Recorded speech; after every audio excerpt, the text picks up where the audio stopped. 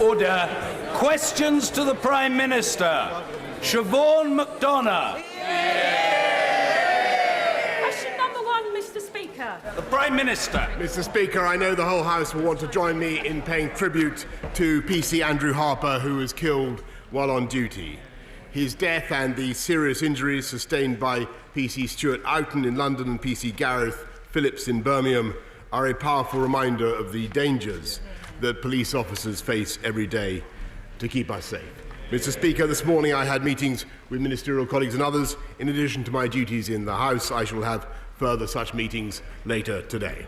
Siobhan McDonough. Mr. Speaker, can I associate myself with the brave acts mentioned about the police officers? The former Brexit, Mr. Speaker.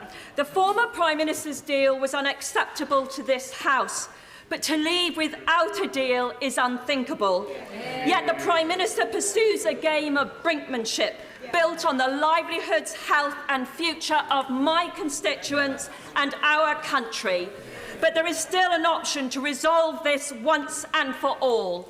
If the Prime Minister really believes in no deal, let him put it to the people and ask our people if that is the price they want to pay. Yes, Prime Minister.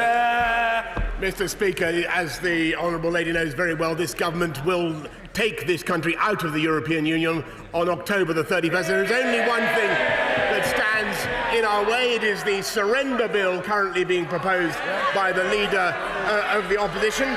And can I invite her to confirm, can I invite the Leader of the Opposition to confirm when he stands up shortly, that if that surrender bill is passed, he will allow the people of this country to have their view on what he is proposing to hand over in their name with an election on October the 15th, Mr. Speaker. Robert Halfon. Thank you, Mr. Speaker. Can my right honourable friend confirm that when we leave the European Union on the 31st of October, no longer will we be subjected to EU rules on VAT in terms of our energy bills, costing Harlow constituents and households around £55 extra every year? Will he confirm that we will take back control of our energy bills and save households around £1.5 billion a year on the heating and lighting? Minister. I thank my right honourable friend and for his excellent suggestion. As he knows, we do currently apply the reduced 5% rate on domestic fuel and power, which is the lowest allowed under EU law. But of course, when we leave the European Union on October the 31st, it will be open to us to change this for the benefit of the people of Harlow. Jeremy Corbyn. Thank you, Mr. Speaker. I start by paying my deepest respects to PC Andrew Harper, who died in the line of duty. It's a reminder about the risk that he faced and police officers faced all the time, trying to protect communities. Our sympathies to his family, to his colleagues and his friends. I also, Mr. Speaker, want to send our condolences to those people affected by Hurricane Dorian that hit the Bahamas at the weekend. I'm hoping and I'm sure that the government and DFID will be doing all they can to make sure all help is sent there that's necessary. Yesterday, it was revealed, Mr. Speaker, that the Prime Minister's negotiating strategy is to run down the clock, and that the Attorney-General told the Prime Minister his belief that the European Union would drop the backstop was a complete fantasy. Are these reports accurate, or can the Prime Minister provide the detail of the proposals he's put forward to the EU? The Prime Minister. I'll tell you, Mr. Speaker, what our negotiating strategy is, and it is to get a deal by the summit on October the 17th and to take this country out of the EU on October the 31st, to get Brexit done. And what his surrender bill would do, it would wreck any chance of the talks, and we don't know what his strategy is at all were he to take over. He's asking for mobs of momentum activists to paralyse the traffic in the name of his. What are they supposed to chant, Mr. Speaker? What is the slogan? What do we want? What do we want? Dither and delay. When do we want it? We don't know. That's his policy. That's his policy. And can he confirm again? Can he confirm now that he will allow the people of this country to decide on what he is giving up in their name with a general election on October the 15th? Or is he for it? Jeremy Corbyn! Mr. Speaker, my first question to the Prime Minister, and no answer given. I asked what proposals have been put to the European Union. We asked yesterday, many colleagues asked, and the Prime Minister seems utterly incapable of answering. Any rational human being would assume, therefore, none have been put, and there is no answer to that question. The Prime Minister and his Cabinet colleagues have been saying he's making progress. The EU's chief negotiator, the Chancellor of Germany, the Taoiseach of Ireland say no proposals have yet been made by the UK. If the Prime Minister thinks he's made progress, will he publish those proposals that he's put forward to replace the backstop? Prime Minister! As the right honourable gentleman knows very well, you don't negotiate in public, and we are making substantial progress, and we will get that backstop out. Order, Prime Minister, please, forgive me interrupting. There is a long way to go. There are a lot of questions to be reached. The questions must be heard, and the responses from the Prime Minister must and will be heard. The Prime Minister. Mr. Speaker, let us be absolutely clear. This government is going to get a deal from our friends in Brussels, and we will get the backstop out. We will get an agreement. I think this House can approve. The only thing that's standing in our way is the undermining of those negotiations by this surrender bill, which would lead to more dither and delay. We delayed in March, we delayed in April, and now he wants to delay again for absolutely no purpose whatever. What does he intend by this? We are spending, in this government, we're spending £1 billion to put 20,000 more police officers on the streets. He wants to spend £1 billion a month net to keep us in the EU beyond October the 31st, and I will never allow that.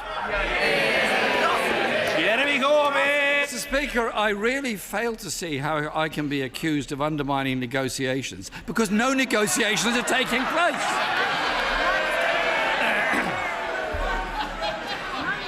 He's been Prime Minister for 6 weeks and he promised to get Brexit sorted. In 6 weeks, he's presented nothing to change the previous Prime Minister's deal, which he twice voted against. These negotiations that he talks about are a sham. All he's doing is running down the clock. At the weekend, the Chancellor of the Duchy of Lancaster said food prices will go up under no deal. Will the Prime Minister publish the Yellowhammer documents so that people can see which food prices will go up and by how much? Mr. Speaker, the Chancellor of the Duchy of Lancaster said absolutely no such thing. I can tell him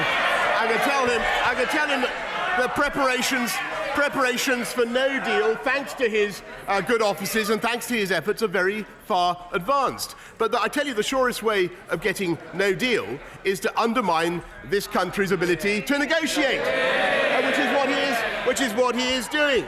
And I have to say, Mr. Speaker, that if this bill is passed this afternoon, I have to say I don't want an election. I don't think he wants an election.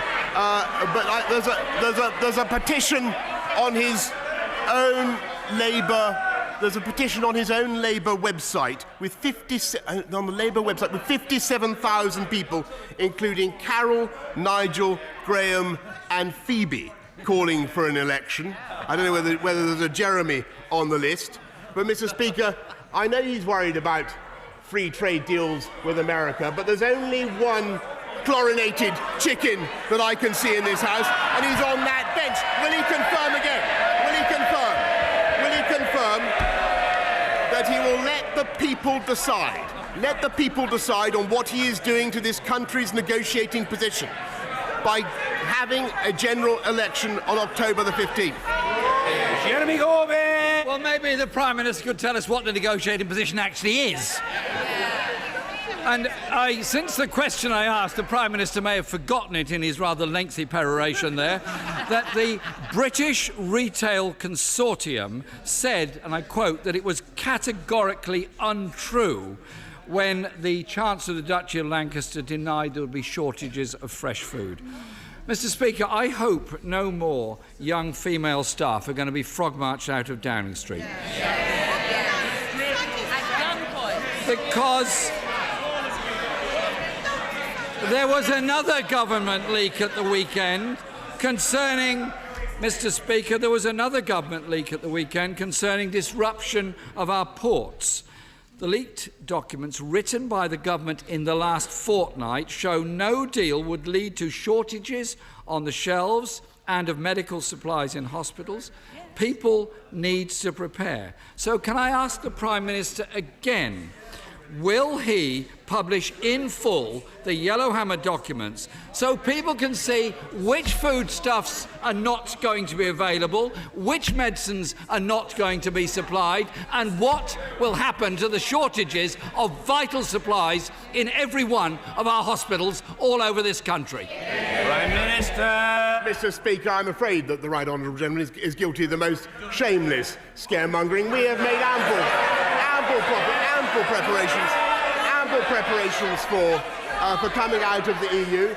What his party is recommending is yet... Order! It's order! Order! It's very difficult to hear the responses from the Prime Minister. Members must calm themselves. There is a long way to go. The Prime Minister. Mr. Speaker, what he is recommending is yet more dither, yet more delay, yet more uncertainty for business. What we in this government want to do is deliver on the mandate of the people. Now, he used to be a Democrat. He used to believe in upholding the referendum result. Can he say now whether he would vote in favour of leave or remain? And can he say now whether he's in favour of a second referendum or not? Jeremy Corbyn. The Prime Minister failed to answer my questions about food supply, about medicine supplies and about the problems in hospitals. He refuses to publish the Yellowhammer documents and he talks about scaremongering. Where does the information come from other than his office in his government? And he's obviously so confident of the position he's adopted, he's now preparing to spend £100 million of our money on an advertising campaign in order to try to persuade people that everything's fine. He knows it's not, they know it's not, he is hiding the facts. The government has refused to publish its impact assessments on how a no-deal Brexit would affect poverty levels in this country. They received a request under the Freedom of Information Act from the Glasgow-based Poverty Alliance. The DWP replied that the public interest would not be served by that disclosure. Will the Prime Minister publish that analysis? If he won't, what has he got to hide? Mr. Speaker, unlike the Right Honourable Member who would squander £1 billion a month of taxpayers' money on staying pointlessly in the EU, this government is getting on with running a sound economy so that the poorest people in our country are seeing increases in their wages for the first time in more than a decade. And I'm proud to say that those on the living wage, Mr. Speaker, are now taking £4,500 more home every year than they were in 2010, thanks to this Conservative government. Speaker, you don't have to go very far from the portals of this House to see real destitution. People begging and sleeping on the streets. Child poverty is up since 2010. Pensioner poverty is up. In-work poverty is up. And he won't give us any of the information of the assessments of increased poverty that could come from his government's proposals. We are less than 60 days away from leaving the EU with no deal. The Prime Minister has had 2 days in office before the summer recess and then planned to prorogue Parliament. Yesterday, he lost one vote, his first vote in Parliament, and he now wants to dissolve Parliament. He's desperate, absolutely desperate, to avoid scrutiny.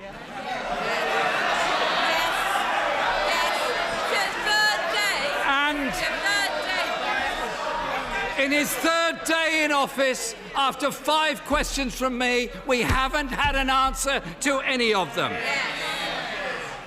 I can see why he's desperate to avoid scrutiny. He has no plan to get a new deal, no plan, no authority and no majority. Mr. Speaker. Order. If we have to go on longer because people sitting on the Treasury bench are yelling to try to disrupt, so be it, we'll go on longer. Some people used to believe in good behaviour. I believe in good behaviour on both sides of the House. It had better happen, or it will take a whole lot longer. Very simple, very clear. Jeremy Corbyn. Thank you, Mr. Speaker. If the Prime Minister does to the country what he's done to his party in the past 24 hours, I think a lot of people have a great deal to fear from his incompetence, his vacillation and his refusal to publish known facts that are known to him about the effects of a no-deal Brexit.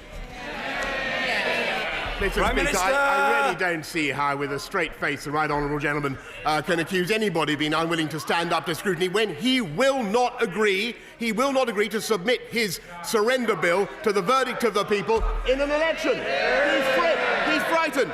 And Mr. Speaker, he makes a contrast. He makes a contrast between this government and his own proposals. The contrast could not be clearer. He thinks we think that the friends of this country are to be found in Paris and in Berlin and in the White House, and he thinks that they're in the Kremlin and in Tehran and in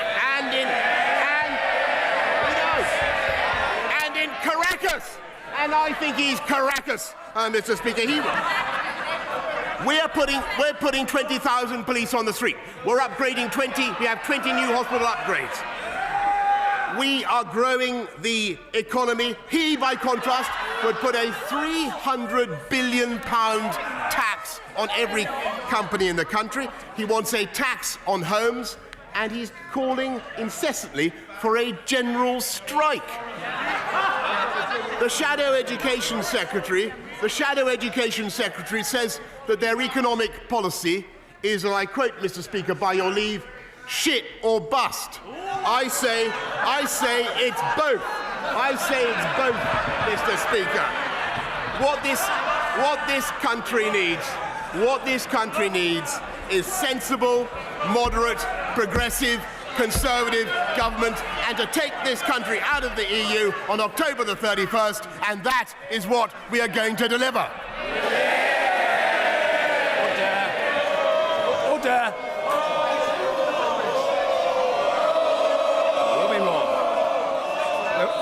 There will indeed be more, starting with the closed question. Dr. Julian Lewis. Thank you, Mr. Speaker. A well-behaved question 8 on the National Security Advisor. Glad to hear it. The Prime Minister. As my right honourable friend is aware, the decision to put the two roles together was taken by my predecessor, though I have a high admiration, I may say, for the gentleman in question. Dr. Julian Lewis. Well, I hope my right honourable friend isn't going to follow every policy by his predecessor. This is one he shouldn't. The Defence Committee needs...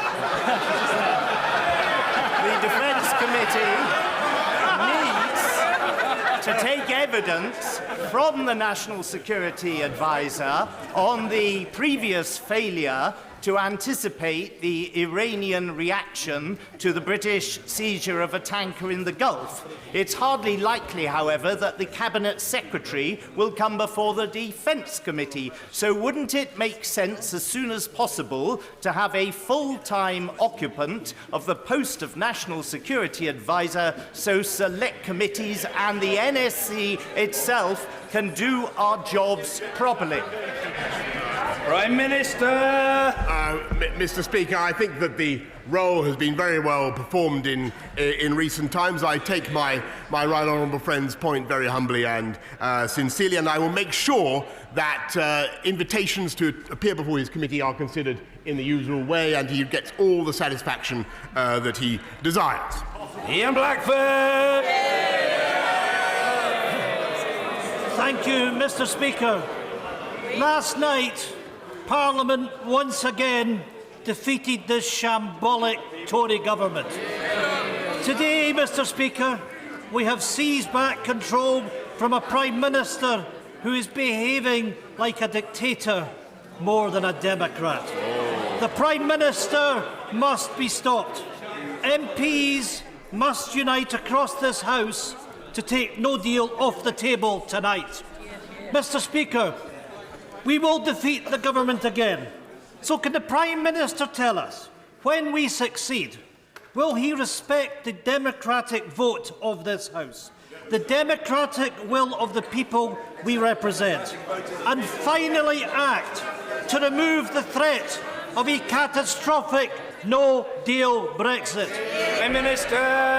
Mr. Speaker, I might ask the right honourable gentleman if he will respect the democratic will of the people of the United Kingdom, as this House voted to do time and time and time again, and that is implement the result of the referendum. Ian Blackburn! Mr. Speaker, I know he's a new boy, but can I suggest to him, we ask the questions, he's supposed to answer them. And, you know, quite simply, Mr. Speaker, me and my colleagues, we are sent here by the people of Scotland. We have a majority. The people of Scotland voted to remain in the European Union. We're not going to be dragged out against our will by the Prime Minister. Mr. Speaker, the Prime Minister also mustn't be paying attention to the polls this morning, which show that the SNP is polling to win a majority in Scotland once again, with the Tories in retreat. So if he wants an election, enable the bill and bring it on. It's clear for all of us to see that the Prime Minister is playing a game of bluff and bluster. He doesn't care about stopping a no-deal Brexit. His strategy, as his lead adviser put it, is a sham. This isn't a Parliament versus the people. It is a Parliament standing up for the people. Mr. Speaker, the people did not vote for a no-deal Brexit. This Prime Minister is robbing the people of power, handing control to the Leave campaign, a cult now running number 10. So once again I ask the Prime Minister, are you a dictator or are you a Democrat? Will the Prime Minister accept the legislation today so that no deal can be avoided? And let us vote for an election so that the people can truly decide the next steps. Well, Mr. Speaker, I'm a Democrat because I not only want to respect the will of the people in respect of the referendum, but I also want to have an election, or I'm also willing to have an election if the right honourable gentleman opposite's terrible bill goes through. I tell you there's a reason, Mr. Speaker, why the separatists in Scotland drone on and on about breaking up, about smashing the oldest and most successful political union in it. There's a reason why they go on about it, and that is to detract from their appalling domestic record. They are a total shambles. Look at them. They have the highest taxes anywhere in Europe. They have their educational standards falling, for which they are responsible. They're responsible for it. And their signature policy, this is a useful one, their signature policy is to return, after Brexit, to return Scotland to the European Union, complete with the euro and the full panoply of EU laws, and, as I never tire of saying, Mr. Speaker, surrendering Scottish fish just when they've been taken back by this country.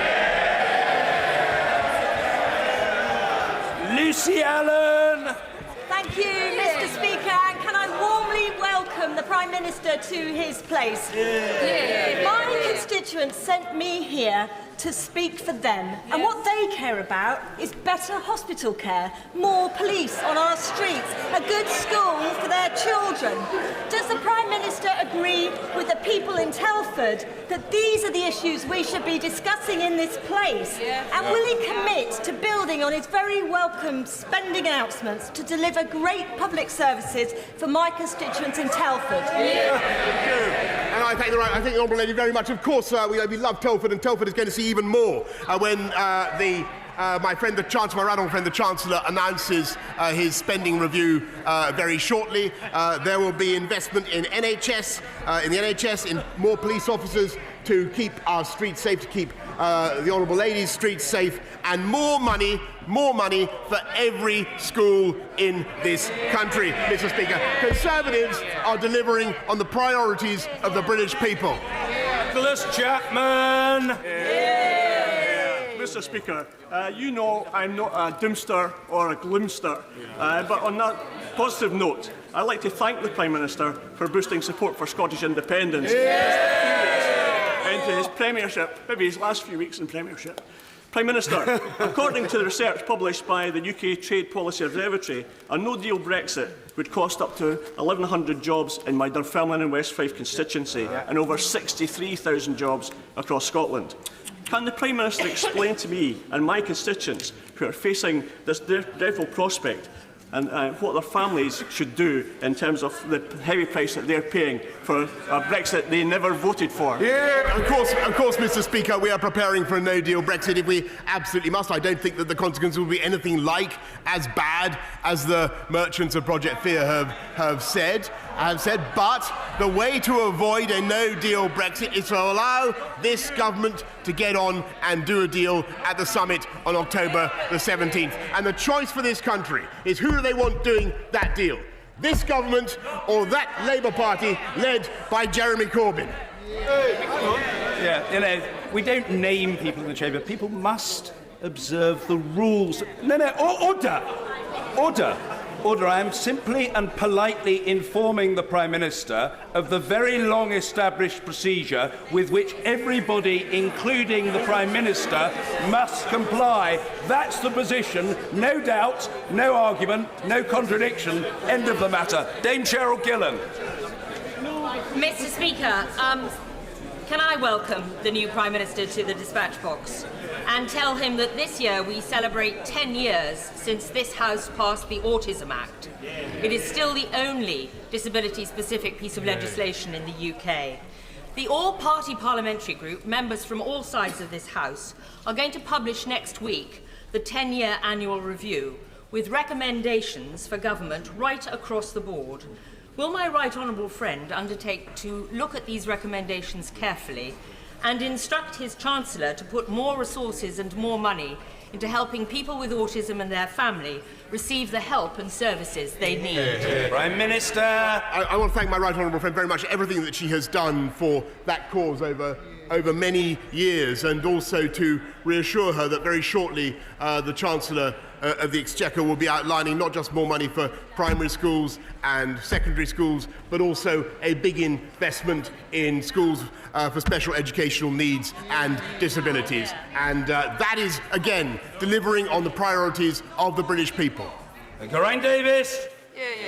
Mr. Speaker, people in Swansea voted to leave the EU, but Leave voters are saying to me they didn't vote for a no deal. They didn't vote for do or die on 31st of October. They want to live.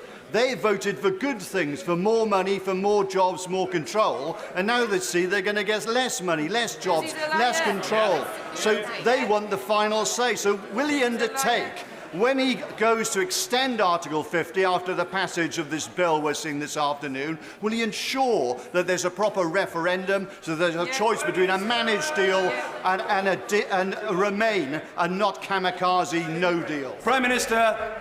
Well, I can tell the honourable gentleman that if he wants to put that matter to the people, then the best thing he can do is persuade his right honourable friend in the front row to summon up his courage, to stop being so frit, and if he's going to pass this wretched surrender bill, then at least to submit it to the judgment of the people in the form of a general election. And if he wants to implement the will of the people of Swansea, what he should do is vote with this government and not with the surrender bill tonight. Mr. David Gauke. The Prime Minister has said that the prorogation of Parliament was nothing to do with Brexit. Is that still his position? Prime Minister. As my right honourable friend knows full well, there has been demands for prorogation of Parliament in the form of a Queen's speech from the right honourable lady there, from across this House. This this Parliament has lasted longer than any in the last 400 years, and on Brexit there will be ample opportunity. There will be ample opportunity to debate the Brexit deal after October the 17th in this House if this government is allowed to get on and deliver a deal. Mr. Adrian Bailey. Thank you, Mr. Speaker. The Chancellor today announced another £2 billion on top of the £6.3 billion already allocated to help companies after a no-deal Brexit. Industry, the public and Parliament have a right to know which industries will benefit, for how long, and what the total cost will be to the taxpayer. Can the Prime Minister tell us?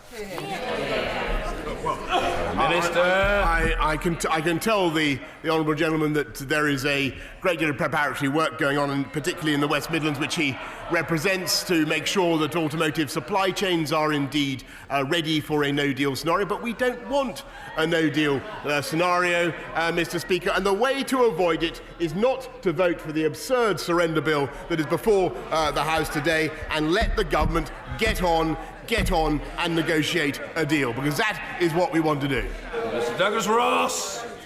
Mr. Speaker, the Scotch whisky industry is hugely important in Murray, and the potential tariffs applied by the US as part of their trade war with the EU could cost hundreds of thousands of jobs across Scotland and the United Kingdom. So what representations has the Prime Minister made to President Trump on this matter, and will his government do everything possible to avoid these tariffs being applied to the Scotch whisky industry?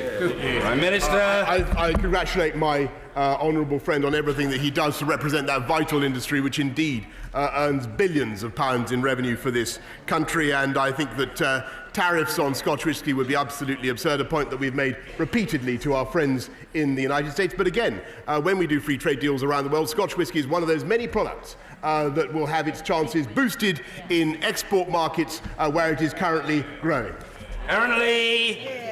Mr. Speaker, last weekend in Lincoln and right across the country, there were cross-party protests against prorogation of Parliament.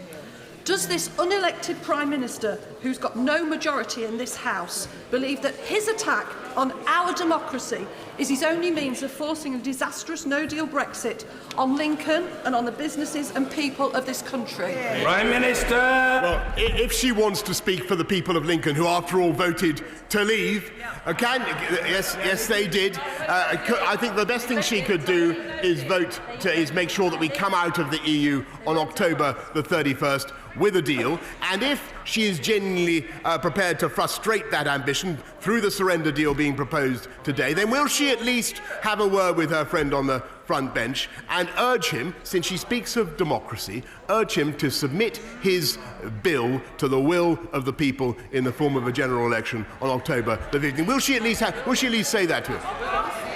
Karen Bradley. Thank you, Mr. Speaker. Many of us in this House will know the value of community hospitals in our constituencies, none more so than the Leek Moorlands Hospital in my constituency. There's recently been a consultation on the provision of healthcare in North Staffordshire, and there's understandable concern about the future of Leek Moorlands. So can I ask the Prime Minister to join my campaign to keep the Leek Moorlands Hospital open in Leek with enhanced services for the benefit of all the people of Leek and the Staffordshire Moorlands? Well, firstly, Mr. Speaker, can I thank my right honourable friend for everything that she has done for the people of Northern Ireland, and thank her rightly for raising this issue in her constituency with me. Of course, she will understand that decisions affecting Leek Moorlands must be led by clinicians, but I hope that a solution can be found that benefits everyone in my right honourable friend's constituency. Blomfield. Thank you, Mr. Speaker. In a desperate attempt to win yesterday's vote, the Prime Minister apparently made emotional appeals to Conservative MPs that he was serious in seeking a deal. But his answers in the House yesterday and today make it clear there are no real negotiations, in public or in private. Those with whom he claims to be negotiating in the European Union have said nothing has been put on the table. So does the Prime Minister understand why across this country people find it difficult to trust a word he says? Prime Minister. Mr. Speaker, can I tell the honourable gentleman that what I think the people of this country want to see is us come together to come out of the EU on October the 31st with a deal. We are making great progress with our friends and partners both in Brussels and in Dublin and even in Paris. But those talks are being currently undermined, I am afraid, by the absurd bill that is before the House today. I urge him to reject it, and if he must pass it, then can he have a word with his right honourable friend and ensure that that bill is put to the people in the form of a general election? Dominic Green. Thank you, Mr. Speaker. In light of the Prime Minister's answer to my right honourable friend, the member for South West Hertfordshire, could the Prime Minister please then explain why it's proved impossible to find any official or minister prepared to state that the reasons for prorogation were to pave the way for a Queen's speech in the course of the current legal proceedings in which the government is involved? And would the Prime Minister like to reconsider the answer he's just given to the House? Prime Minister. I hesitate to advise my right honourable and learned friend about legal proceedings, but I think if he looks at what happened in Scotland this morning, he will discover that case was thrown out. Ms. Karen Bach. Thank you, Mr. Speaker. As a result of budget cuts to the Home Office and largely enacted while he was Mayor of London, police numbers plummeted. 1,000 fewer officers in the West London Command Unit alone, 1/3 police officers down in my borough of Westminster. He is now promising us to get us back to where we were in 2010 with an additional 20,000. And he has told us, he said again today, that those 20,000 will be frontline police and on the street. It is, however, now clear that at least 7,000 of those officers will not be frontline police. So, in order to help this House build some trust in any of the promises he makes, can he tell us if that is true? Mr. Speaker, I think it's absolutely bizarre that a Labour Member of Parliament for London should ignore the role of the present Mayor of London, who is frankly not a patch on the old guy, and I left him £600 million, by the way. I left him £600 million, and he squandered it on press officers. Sadiq Khan has squandered it on press officers, and the faster we get rid of Sadiq Khan and get more police officers out on the street, the better, and that's, in my view, the best possible argument for Sean Bailey as Mayor of London. Order. In the remaining minutes of this session, I appeal to colleagues to take account of the fact that we're visited by a distinguished group of Lebanese parliamentarians. At the invitation of the Interparliamentary Union and the All-Party Parliamentary Group on Lebanon, chaired by the Right Honourable Gentleman Member for South Holland and the Deepings. We'd like to set them a good example. I'm not sure at the moment how impressed they'll be. Sir Gary Streeter. Thank you, Mr. Speaker, and I think I can comply with that. May I welcome the extra £14 billion recently announced for our schools, especially in southwest Devon, where I understand we have the largest increase in the country to correct historic underspending. Does my right honourable friend agree that this cash boost will help our hard-working teachers to prepare the next generation to reach their full potential? And won't it be wonderful once again, when we can get through Brexit, that we can start talking about education, health and social care, the things our constituents are really bothered about? Well, exactly right, Mr. Speaker. I thank my friend. Exactly why we need to have this 3-year investment in education and get Brexit done, Mr. Speaker, on October the 31st, and don't be attracted to any more dither and delay and confusion under the Labour Party. Vernon Coker. Thank you, Mr. Speaker. The Prime Minister yesterday booted out 21 MPs from his own party for voting against a reckless no-deal Brexit. These included very well-respected members of this House, including a former Chancellor, including Churchill's grandson, and the father of the House, presumably on the orders of his Chief of Staff. Given that the Prime Minister himself voted against the former Prime Minister's deal without losing the whip, does this not show and demonstrate to the British public his view of life, namely one rule for him and one rule for everyone else? Prime Mr. Speaker, I'm not going to take any lessons from the Labour Party. Order. Leave me to control the proceedings. I should be immensely grateful for your assistance in that regard. That heckling must cease, and we will hear the reply. The Prime Minister. Mr. Speaker, I'm not going to take any lectures from anybody in the Labour Party about how they run their party. Look, this is a party where MPs, good, hard-working MPs, are daily hounded out by anti-Semitic mobs. Let's be absolutely clear. If the Right Honourable Gentleman is actually interested in democracy, if he's interested in democracy, then I hope he's been listening to what I've been saying today. In an anti-democratic way, the bill before the House today would hand over this country's right to decide how long to remain in the EU, and it would hand it over to the EU itself. That's what that bill involves. If he thinks that's a good idea, then let him submit it to the judgment of the British people in an election. Richard Harrington.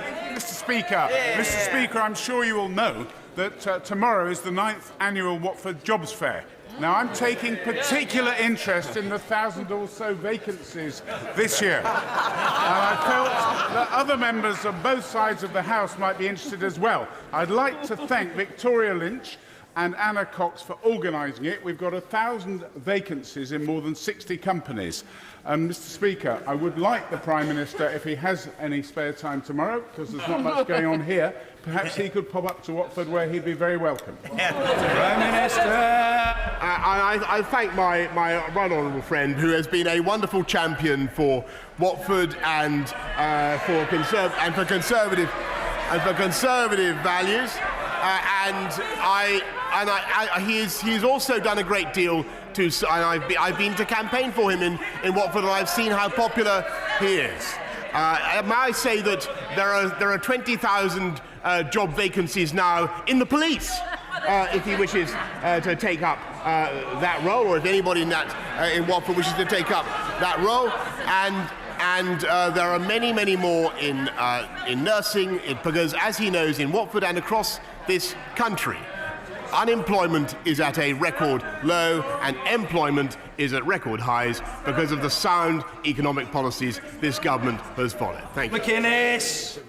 Thank you, Mr. Speaker. This week, the Director General of the CBI wrote to all MPs in the North West, urging us to do everything we can to get a deal that works for businesses in our region. The CBI says a no-deal Brexit would be disastrous for North West business, particularly small businesses. And we all know what the Prime Minister has said in the past about business. But now that he has assumed a position of some responsibility, will he stop this relentless posturing around no deal, listen to the CBI and work to protect our vital businesses? Prime Minister. Again, a bit rich from a member of a party whose shadow chancellor says that business is the enemy, and she should listen. She should listen. She should listen. Where is he? Not there. Where he's gone. She should listen to the people of her constituency who voted to leave the EU and implement their wishes. And that is what this government is going to do. Sir Roger Gale. Mr. Speaker, much has been made about provision for EU nationals resident in the United Kingdom post-Brexit. Much less comfort has been offered to those 1.5 million United Kingdom nationals resident throughout the rest of the European Union. Is the Prime Minister in a position to confirm, not on a piecemeal but on a pan-European basis, that all pensions will be paid in full, that exportable benefits will continue to be paid in full, that healthcare will be covered in full, and that rights of domicile and freedom of movement will be protected? There are frightened people who need an answer.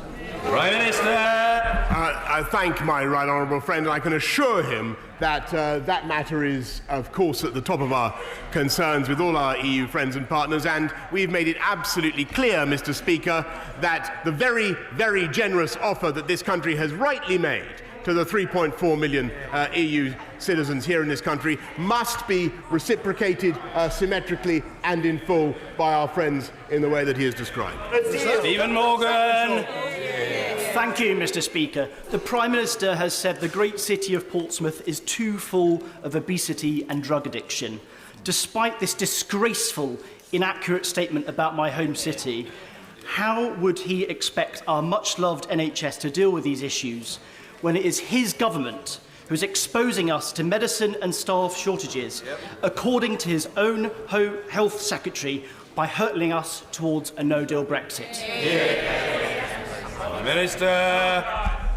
Mr. Speaker, I must correct the honourable gentleman, because in fact unemployment is well down in his constituency, employment is up, and health outcomes are up. And when I made those remarks, which was many years ago, it was I'm afraid when his constituency had the sad misfortune to have a Labour government in power. That is no longer the case. Thompson. Thank you very much, Mr. Speaker. Like me, I know that my right honourable friend has deep concerns about the unfair retrospective loan charge. It is tearing families apart, driving people to despair, and reportedly some to suicide. With over 8,000 people signing my petition saying that we cannot go on like this, can my right honourable friend advise the House on what urgent action his government will be taking to address this? I thank my honourable friend, because this is an issue that my own constituents have raised with me, and I know that many of my honourable friends have had this issue raised with them. I'm sure that members on all sides of the House have met people who have taken out loan charges in the expectation that they could reduce their tax exposure. It is a very difficult issue. A very difficult issue, and what I have undertaken to do is to have a thoroughgoing review of the matter.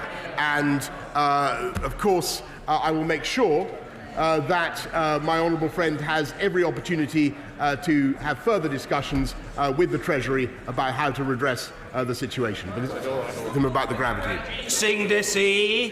Thank you very much. Mr. Speaker, if I decide to wear a turban, or you decide to wear a cross, or he decides to wear a kippah or a skull cap, or she decides to wear a hijab or a burqa, does that mean that it is open season for right honourable members of this House to make derogatory and divisive remarks about our appearance? For those of us who from a young age have had to endure and face up to being called names such as Towelhead or Taliban, or coming from Bongo land, we can appreciate full well the hurt and pain felt by already vulnerable Muslim women when they are described as looking like bank robbers and letterboxes.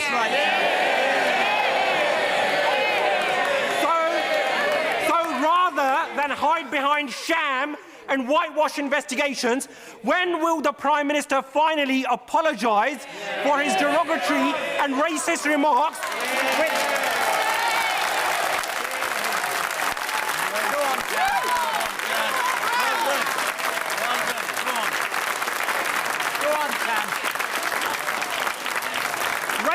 racist remarks, Mr. Speaker, which have led to a spike in hate crime? And given the increasing prevalence of such incidents within his party, when will the Prime Minister finally order an inquiry into Islamophobia within the Conservative Party, something which he and his Chancellor promised on national television? Order. Let's hear the answer. The Prime Minister. Mr. Speaker,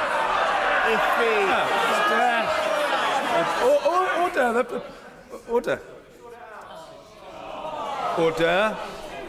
The response from the Prime Minister will be heard. The Prime Minister.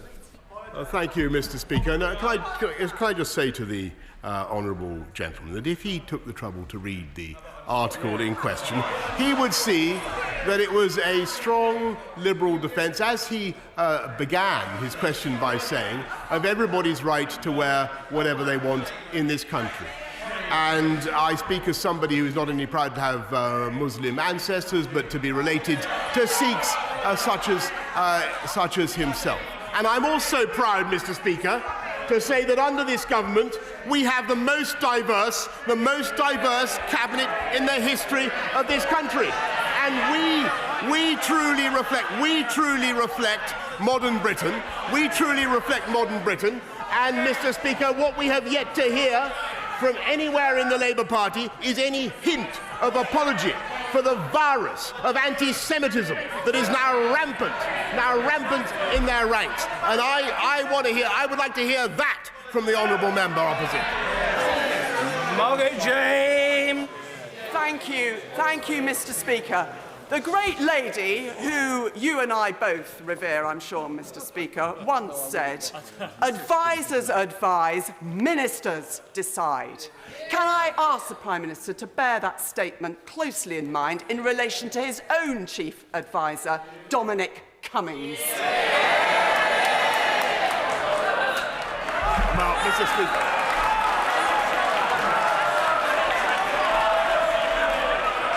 Order. The reply must be heard. If the House were to want, as a matter of course, to allow clapping by decision of the House, so be it, but it should not otherwise become a regular practice. But we've heard the question, pungently expressed. Let's hear the answer from the Prime Minister. Speaker, I'm used to breasting applause from Labour audiences, particularly since, unlike the gentleman opposite, we are actually devoted to delivering on the mandate of those Labour constituencies, and we are going to take the UK out of the EU on October the 30th. And as for the excellent question that my honourable friend asked, be in no doubt that we are deciding on a policy to take this country forward, not backwards, as he would do. Finally, Jo Swinson. Thank you, Mr. Speaker. Can I say to the Prime Minister that his response to the honourable member for Slough was appalling. Yes. An apology is what was required rather than some kind of justification that there is ever any acceptable context for the remarks such as he made in that column. He is the Prime Minister of our country. His words carry weight, and he has to be more careful with what he says. My constituent, Kristen, is afraid because her mum, a European citizen, has been struggling to get settled status after 45 years in this country. Our friends, colleagues and neighbours deserve better than his failures and his carelessness with language. Well, Mr. Speaker, in the case of his constituent, Kristen, if in the case of her constituent, Kristen, if she has indeed been here for 45 years, and I'm sure she has, then she should be automatically eligible to settled status. So clearly, Mr. Speaker, it is a difficult case, but the answer is for her to bring it to the Home Secretary, and I'm sure we can sort it out. Order.